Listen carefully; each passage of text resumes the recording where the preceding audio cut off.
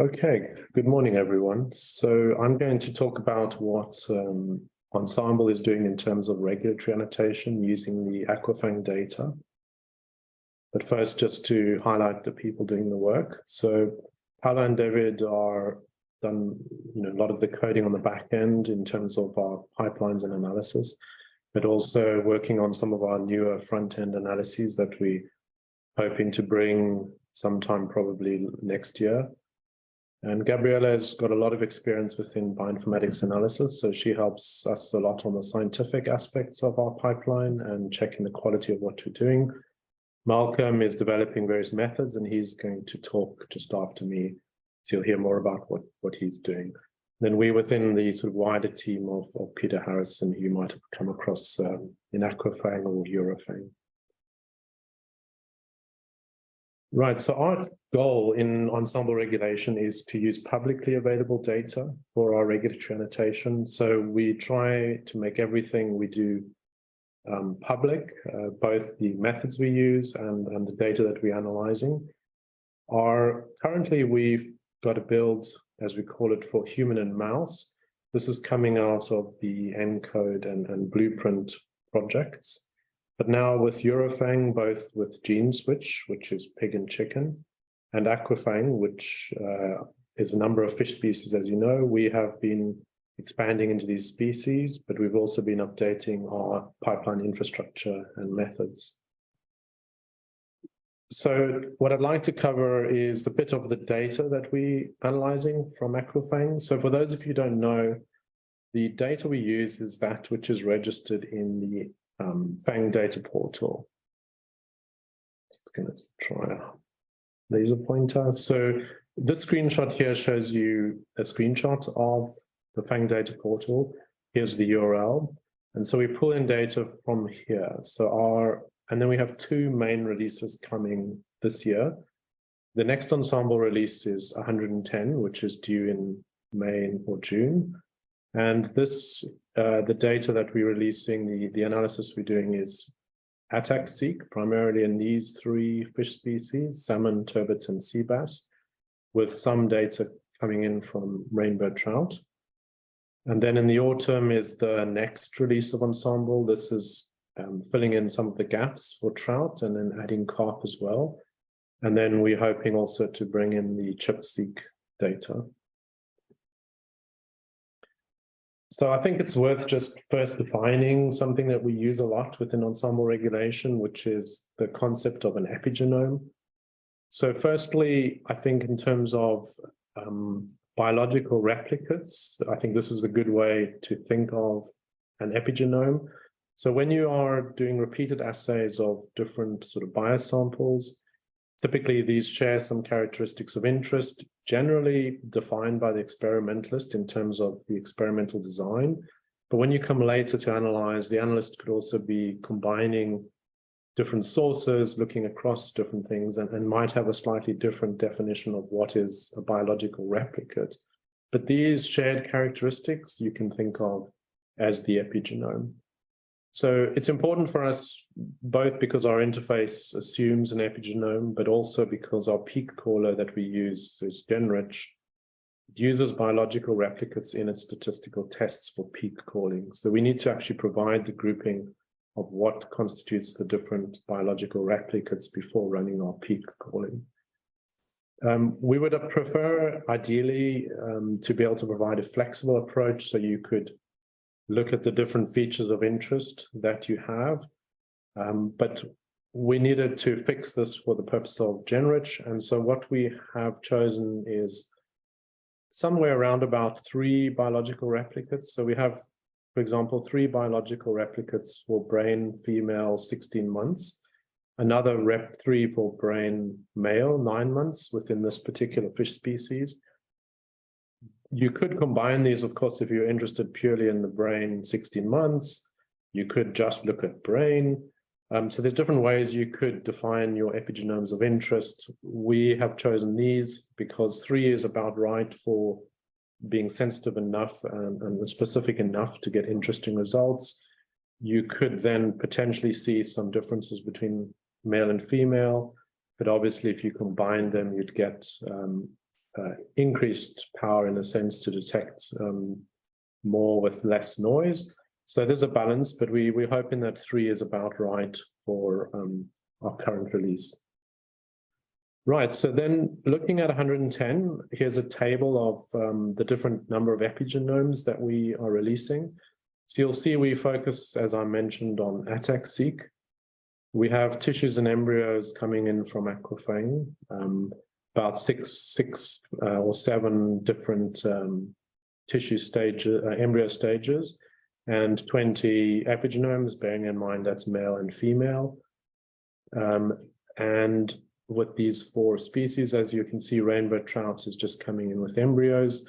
This is based on what was registered in the FAANG data portal in late December. So for 111, it's hopefully a much more comprehensive release. So here we have 5 different fish species. And here are the epigenomes that we're defining. So the number of epigenomes for ATAC-seq, also for ChIP-seq, you'll see that this is the ones that are in common. Now, within Ensembl regulation, we also define an experiment as when you do an assay for a specific epigenome. So if we take, for example, that brain female 18-month sample, you can do an ATAC-seq experiment, H3K4 trimethylation. These are the histone marks that give us some indication of whether there's regulatory activity in that region, and then CTCF, which is an important transcription factor. So this is what we're hoping for in 111. The final step that we use, though, will depend on the quality assurance as to what makes it, and we need to optimize some of the aspects of ChIP-seq, which we're working on, because it's somewhat more challenging at this stage. So just to give you a context of what human and mouse regulatory annotation looks like. So we have different alignments for these different measurements across different cell types or epigenomes, and then the signal tracks that come from this. As Dan mentioned in his talk yesterday, there's a method called segmentation, which looks to divide the genome up into different states that are thought to be likely to lead to the observed measurements that you see. There can be many of these states, 10, 12, and the method works backwards from what you observe to what is potentially the hidden state lying beneath that. And then given these states across different cell types, these can be combined into some consensus as to what might be regulatory features. So we have histone ChIP-seq for human and mouse, open chromatin, particularly DNAs from ENCODE. But we also have extensive transcription factor ChIP-seq. And for those who don't know, transcription factors bind often in regions that are important for regulation. For comparison, in AQUA-FAANG, we've got ATAC-seq, lots of it, histone ChIP-seq. We don't have the extensive transcription factor ChIP-seq that we have coming from ENCODE.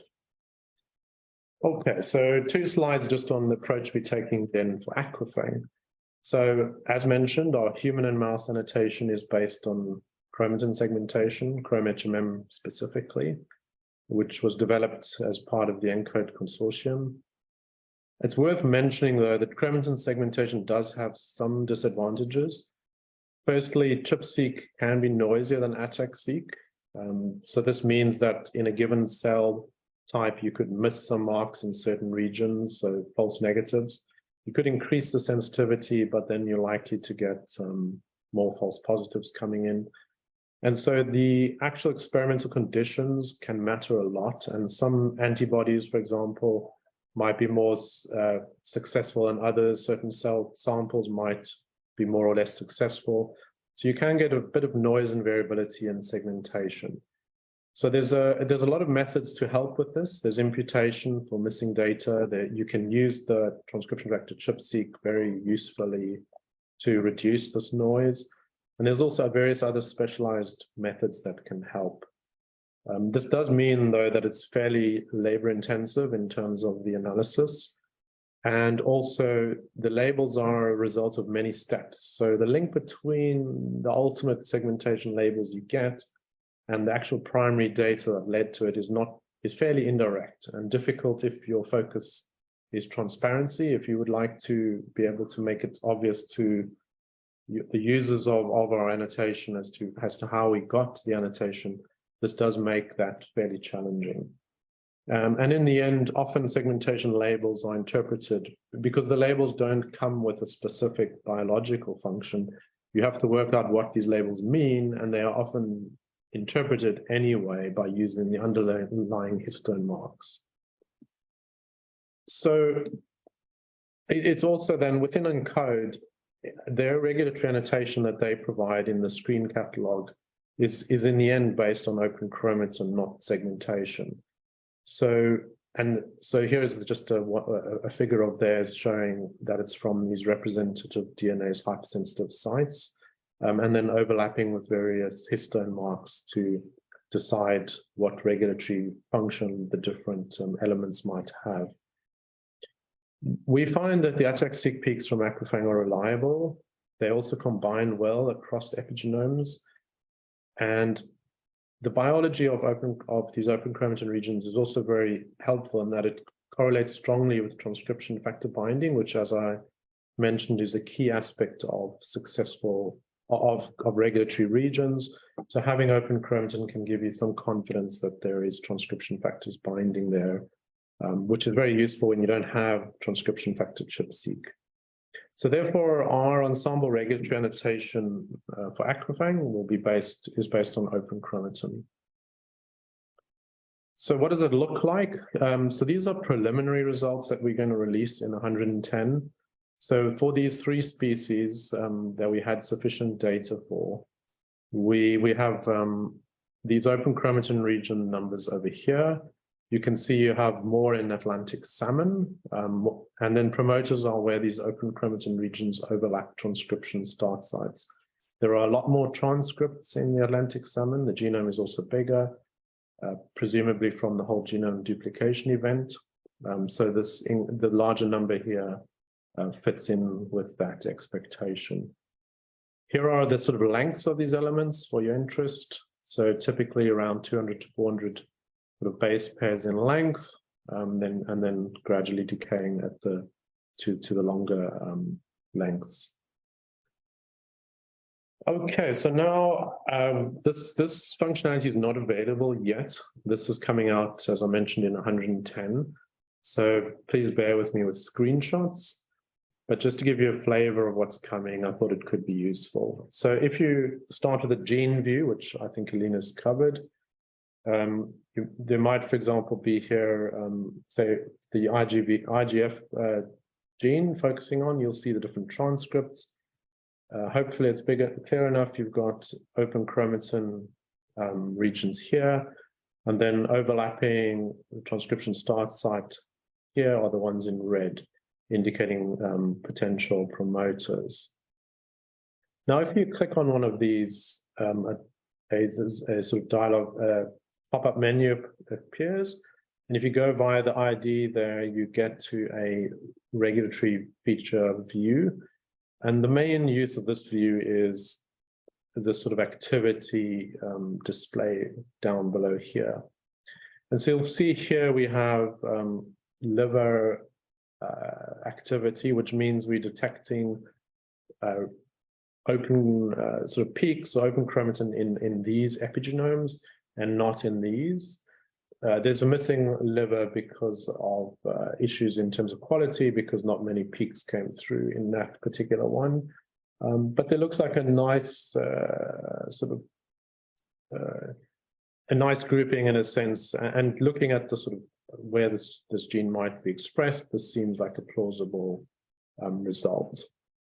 Okay, if you want to look at the actual underlying data, you can go to the configure this page menu, then the features by cell type under regulation. The cell and tissue here will give you a choice of epigenomes. It's important to go to the experiments tab to select ATAC-seq in order for the tracks to be visible. And then you can get these extra tracks being displayed here. So you'll see we have very reproducible peaks coming from liver, which gives you a lot of confidence that, because these are in independent experiments, you get a sense that these are very plausible potential open chromatin regions. More in the liver. I just chose brain as an example. So you might get some sense that this particular open chromatin region is more widespread than just the liver, same as this one. These ones seem more focused and specific to the liver. Now, we've always displayed the alignments, sort of an average of the alignments, and that's what this track is here. You'll see that it's not always obvious how it corresponds to the actual peaks. And so this is something that we will need to make clearer or improve in the future.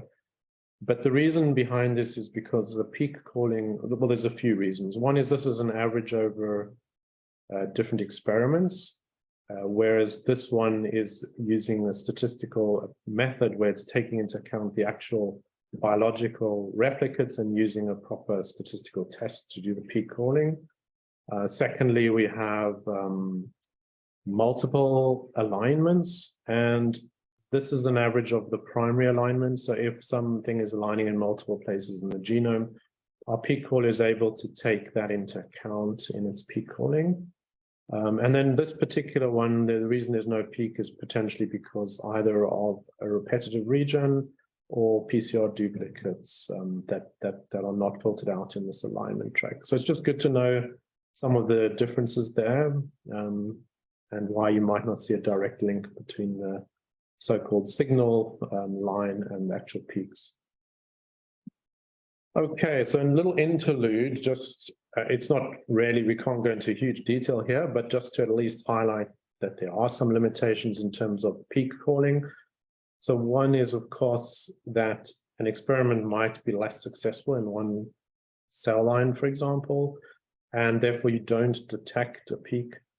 This doesn't mean, though, that you've proven that it's inactive. It's more a case of the lack of evidence, and the lack of evidence is not, evidence for its absence. And so that's something to bear in mind. Another thing is thresholding or dividing things into two groups, active and inactive, does have limits. So it can work really well when there's a clear separation between two classes. But here's just an example of two classes which are sort of fairly spread out, and so they overlap each other. You could divide them to some degree, but you're going to get a little bit of messiness. And it's good to understand that sometimes peak calling with certain genes, especially the more broadly expressed ones, there's going to be a certain arbitrariness to some of the peak calling. Okay, just another example then, which is the turbot. And here's the region view. So here's region in detail. Here the transcripts have been collapsed. So you will see again the open chromatin regions with a promoter overlapping transcription start site. There's obviously a transcription start site here, and again here at the beginning of the gene. And so we can also now choose, for example, one of these promoters and go and have a look at how it is, how activity looks. This is a bit more of a mixed bag, which could in fact be valid, but it's also worth bearing in mind that you might have some measurements that aren't able to detect as easily, and perhaps that's why it's inactive. You need to apply your biological understanding to interpret these particular results. You do sometimes get, for example, brain, one particular epigenome here, a few over here. It doesn't mean that this specific epigenome now is active, whereas these are not. Think about it as an indication of potential being on the border between active and inactive. Maybe it's somewhere in between, so it could fall on either side, for example. So when things like that happen, it should give you some reason to that your binarization might be less clear-cut. Okay, we can then go and still look in the at the peaks again as before, and we can get some sense again, for example, that these seem reproducible within liver.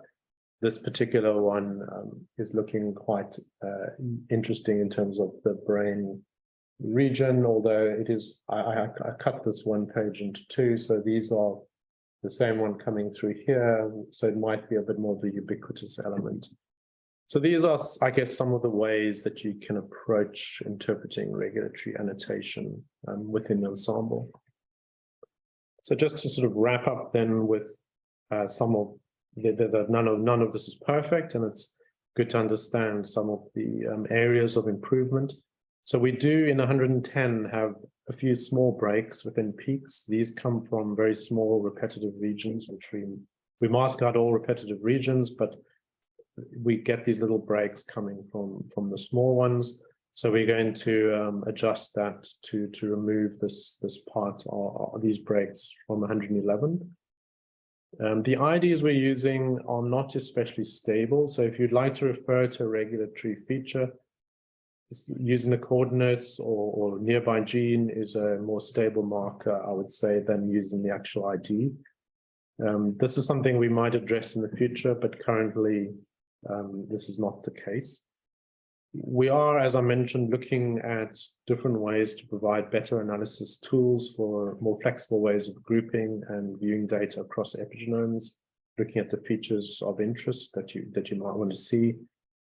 And we are also looking to classify some open chromatin regions as enhancers, which will depend a bit on the histone marker overlap and whether we find the quality of that good enough for putting through into 111.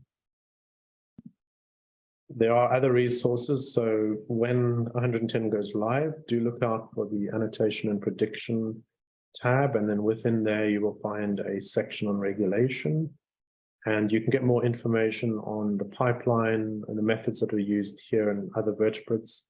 As I mentioned, what we do for human and mouse is different at the moment.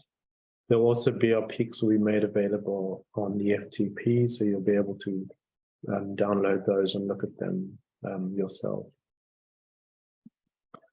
Again, just to thank the team for all their work. And I think that's a good place to stop and ask if there's any questions.